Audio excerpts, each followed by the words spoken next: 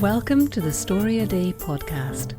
This is Julie Duffy from StoryADay.org, encouraging you to be a writer every day, not someday. Good morning, good evening, good afternoon. Julie here from StoryADay podcast. I have a treat for you this week, a two-part podcast, a conversation between me and Gabriela Pereira of DIYMFA.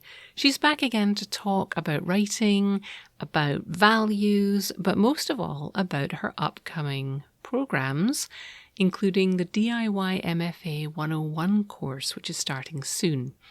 Gabriela Pereira is an author, a speaker, an entrepreneur who wants to challenge the status quo of higher education.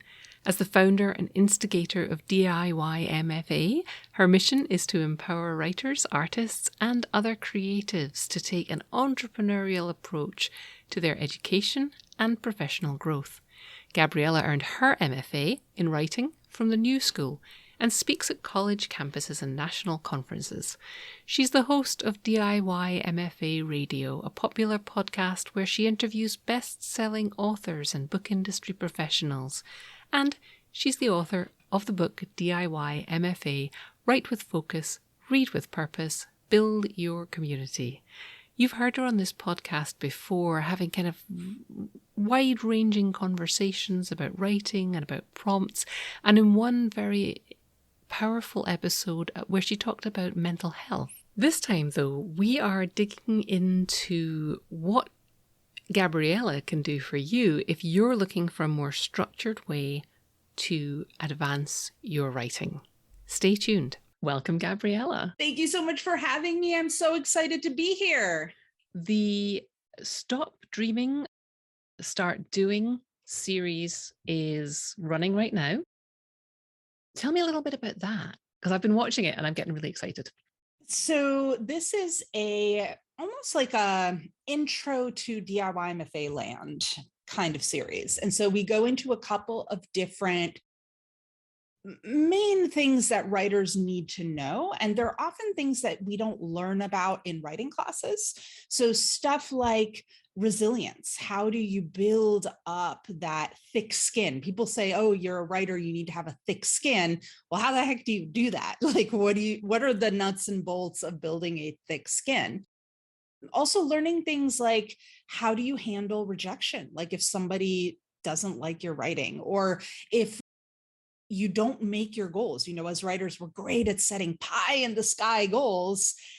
And then sometimes we don't manage to hit those goals, which is fine if we know what to do in those scenarios. Like it's good to be ambitious, but what if you don't live up to all the ambitions that you have? Then you need to have some sort of a way to get back on track. You don't want to let that, I hate the word failure because it sounds so final, but like that bump in the road, we don't want to let that derail us and sort of throw us into a tailspin.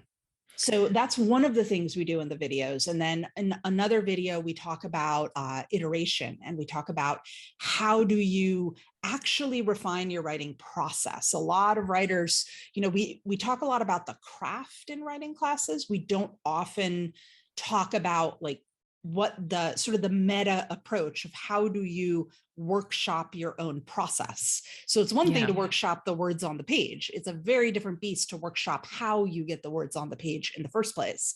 And this process of iteration, which was inspired from tech startups and sort of science-y arenas, that is where I drew inspiration. And I was like, well, we could actually do that to our writing. So that's another video. So it kind of breaks down some of these meta skills that you need before you even think about the craft or think about reading or building a community or going to a workshop or any of those things. What's really interesting, and I think this is something I've discovered as well on this journey for the last 10 years alongside you, or 11 years, I guess we've been doing what we've been doing, and discovering that building your practice is as important as learning the craft is kind of, it shouldn't be surprising, but it's kind of surprising. Yeah, totally. Absolutely. And there's a word in there that I did not hear you use. I heard you talk about, building your network and skills and craft and all of that kind of stuff. I didn't hear you use the word talent.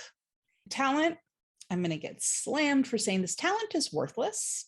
It's actually, maybe it's not worthless, but it's like, it's actually bad. Like, I actually think that having talent can be a drawback.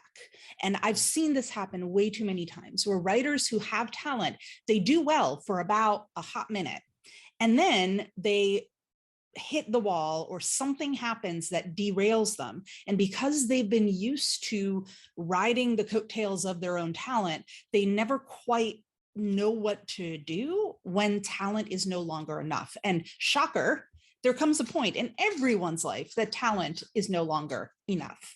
So my apologies, my kitty cat is making some noises in the background, but that's just how we roll here, because it's a little chaotic at the house of DIYMFA. So yeah, like, talent is in a way worse than not having talent and having to work hard. And I've heard a lot of, well-known writers like Stephen King talks about how, if you don't have talent, you'll never be a great writer. You'll just be a very good writer. I think that's BS. I think that having talent actually makes it harder to be great, because greatness comes from building that practice and working hard. And also greatness comes from identifying the places in your arsenal of skills that you don't have the skills, like finding those gaps and then learning how to bridge the gaps in your own skills. Believe it or not, I was in a remedial writing class when I was in 3rd grade. And I had a lot of struggles with writing. Writing was not something that came naturally to me. I had to work hard to get where I am. It was the work that allowed me to get to a place where now I can manage my writing. I can even be very intentional and strategic with the words I put on the page, because I've had to learn this skill. I've had to learn how to maneuver the writing. It didn't just pop out of me like, just randomly. And so to just circle back to the talent thing, I've seen writers who've had a lot of talent and they tank relatively quickly. I've seen writers who have said they have no talent at all, who've gone on to exceed their goals tenfold. I saw a writer once who couldn't put a single word on the page. He had it in his heart. He wanted to write something. He couldn't do it. He was later in life. He had been dreaming of this his whole life. Every time he came to class, this was when I used to teach writing in person in the basement of a church in my neighborhood before DIYMFA or anything fancy. And he would come to class and he'd hold up a blank sheet of paper. And by the time he had finished taking this class with me, we'd do these 5-6 week workshop classes. He'd gotten to a point where he actually got an essay published. Hello. Like, how amazing is that? Like, this is someone who never thought he'd be able to put words on the page, but he had the drive, the determination, the love, the excitement, and he did the work. So talent, in my opinion, is a bad thing. It'll work against you way more than it will help you. That makes, complete sense to me, having spoken to so many writers over the years. And I think it does, when you've been told that you're talented, especially at school or whatever, and then you feel like it ought to be easy. I think it's a real disadvantage to have been told that you're talented, and then you wonder why you can't just go out and write. You read all the time. Why can't I just go out and write a novel? I've got talent.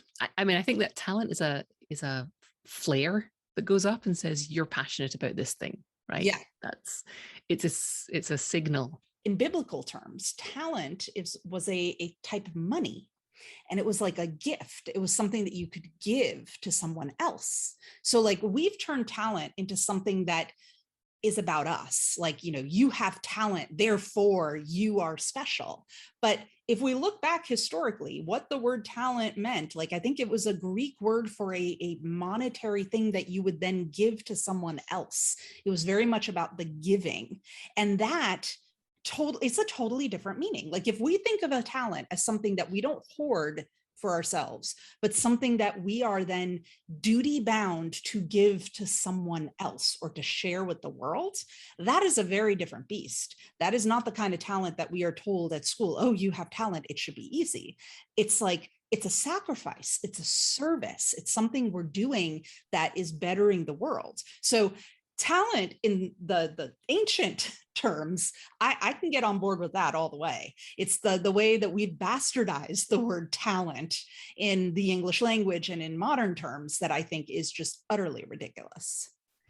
I was definitely haunted by the parable of the talents from the New Mm-hmm. Testament, where the guy who hoards the money thinking he's being careful and safe, keeping everything safe, is the one who gets into trouble.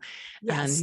we're supposed to use our talents. And so for me, that's a very powerful message. If you've got a smidge of talent, you've got an obligation to use it. At DIYMFA, we have a series of core values that are sort of driving forces behind the company. And I didn't land on these values right out of the gate, but the first one is service, and the second one is responsibility. And the two things go hand in hand. Like if you have something that is great, if you have the power of words, if that is your superpower, you cannot just hoard it. You need to go out and use it. Like you need to be the literary version of the Avengers and use your words for the power of good. And it has to be like, it is a responsibility. It's not just something that we get to do when we feel like it. It is a duty that we as writers need to accept and also take seriously. I think a lot of writers think that writing is frivolous or like, oh, this is like a hobby. Even if it is a hobby, even if it's not something that's putting your, meals on the table for your family, yet you still have a responsibility to use your words for the power of good in the world. I firmly believe that. And I think that as writers, like the world will be a better place if we all kind of banded together to use our words responsibly. And this is why we're friends. Sorry, I'll hop off my soapbox now. No, you won't. I sincerely hope you'll never hop off your soapbox.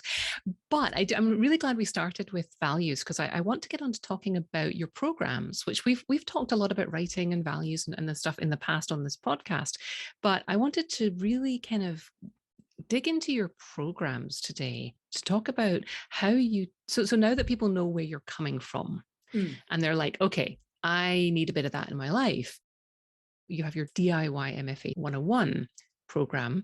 And I would like to dig into that today and ask you more about that, because it's a fascinating idea. You took 2 years to do an MFA yourself, and then you have translated that into, as you say, the knowledge without the college, people who want to get that experience and really approach their writing in a structured, serious way. So it's 10-week program, but really it's a lifelong program. Let me explain. So as you mentioned, typical MFA is about 2 years.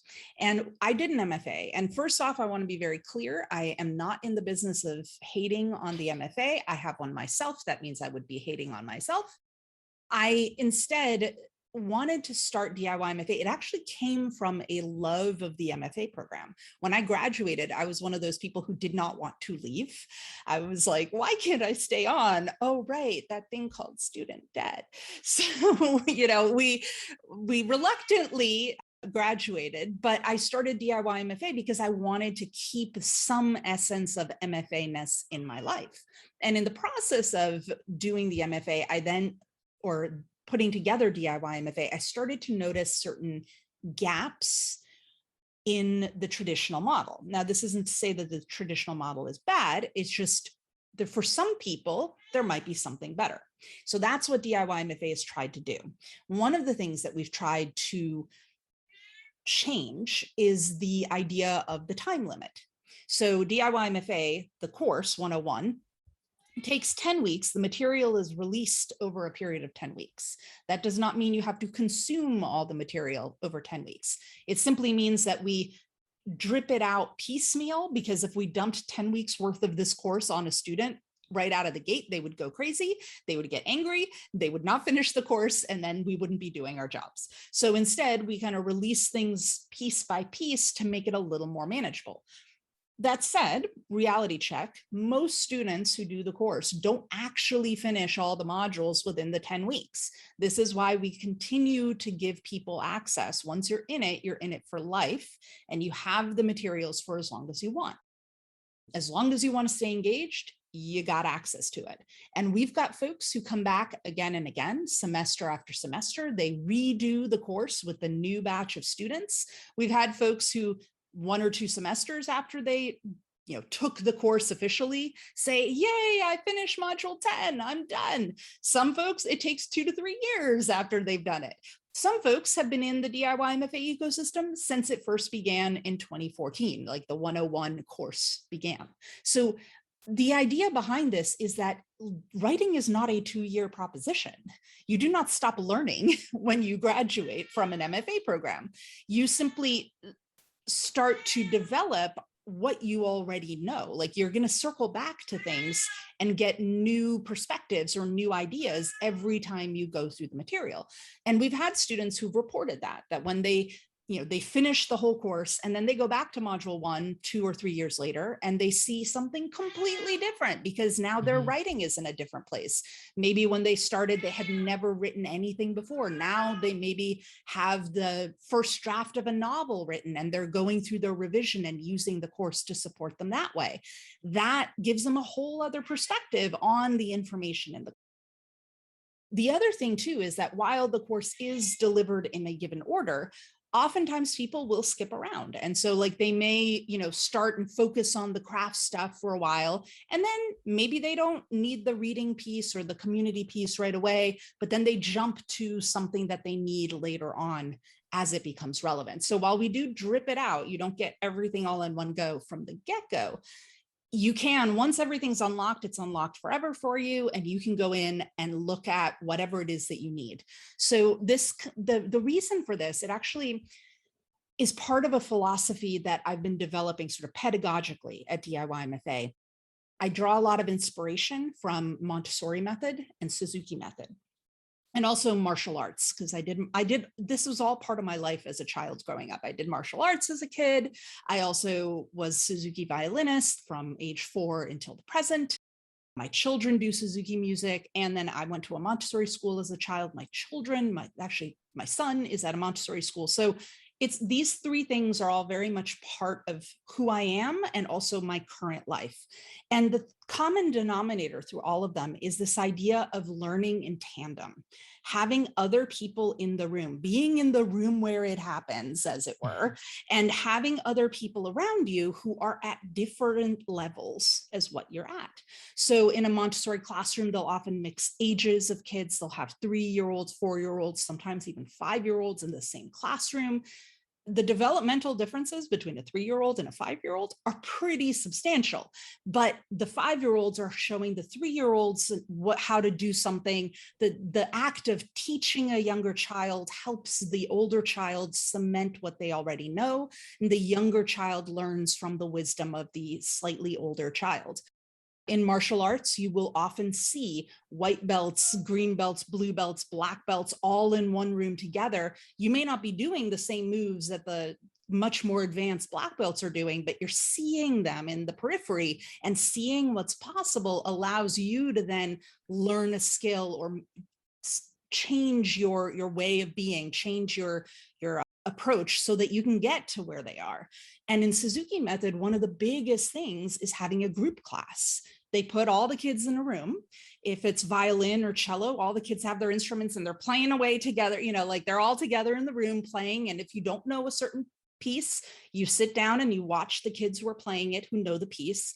In a piano class, you'd think it's hard, how do you do a group class with piano?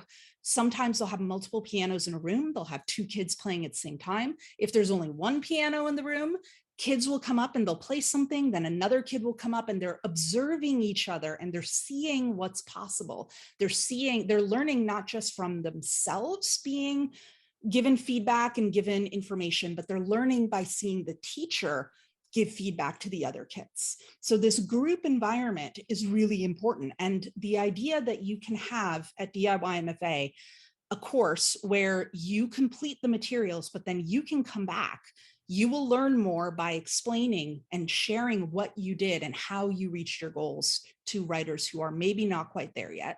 And the newer writers, when you're going through the course for the first time, there will be alumni. Our alumni community is amazing. They're so dedicated. They're so involved. they come back again and again. They're super in it to win it, and they want the newbies to succeed. So it's just this great like group of people, this kind of alchemy of awesome that just builds that community for you. So yeah, I don't know how I got into that whole piece of it, but yes, that is how it works. It is 10 weeks and also forever. I'm going to leave that there for right now. We're going to go on to listen to a prompt from this month's Story a Day challenge. But don't forget, part 2 of this episode is releasing with this one, so you'll be able to find that easily. And we're going to go deeper into the conversation with Gabriela, and then I'll come back with a writing prompt that she gave us for the challenge last year.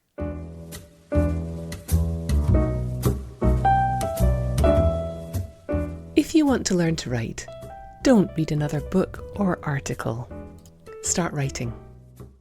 I'm here to invite you to consider the Story a Day 3-day challenge. It's a challenge and a workshop that gets people writing and completing stories in just 3 days. And it works. I'm fanatical about getting more and more diverse stories into the world, and I think yours should be among them. If you're feeling the pull to write or level up your storytelling, let me hold your hand through 3 days of short story writing. Check out the 3-day challenge at storyaday.org/3DC. Today's prompt comes from Caroline Kim, who is not just a story writer, but also a poet. And I think that's really interesting because, poets have to concentrate so much on the precise and double and layered meaning of language. So I thought the prompt that she gave us was really interesting because it focuses on the mundane again, which is becoming a bit of a theme for this year, just focusing on the mundane because the everyday is so important. I mean, you can always do this in storytelling. You can go from taking something that is unique and very, very personal and exploding it out into something that is universal and has a universal truth in it. Or you can go the other way around. You can take a big universal idea and then you can work your way down to where it becomes exquisitely personal. In this prompt, Caroline Kim has suggested that you have your character going about their day and then something supernatural happens. And the reason she gives for that is because it throws everything off, right? And I think the reason I put it at the middle of the month is because you may have found yourself getting into some grooves at the moment, and grooves can be a good thing. I'm a big fan of the LP. Grooves can be a good thing, they have their place, but the point of this month is to get you into a groove habit-wise, but to stretch you creatively. So if you find that all your characters are going through life the same way and doing the same kinds of things and all of your stories kind of have the same shape, often we find that, you get to 3/4 of the way through and you're like, oh, this is the point where my character does something, like that, has an argument, or, whatever you're doing that you find you're doing over and over again. We're throwing in a ghost today. So whatever you were doing yesterday, you probably can't do again today. So I really like that. And I also want to thank Caroline Kim, who was very supportive and encouraging to everybody in her note to me when I asked her to give us this prompt. So once again, just stressing the fact that writers are awesome and we're all on the same side. If you are having any difficulties with the challenge, with the story, if anything is weighing you down today, reach out. There's an amazing community here.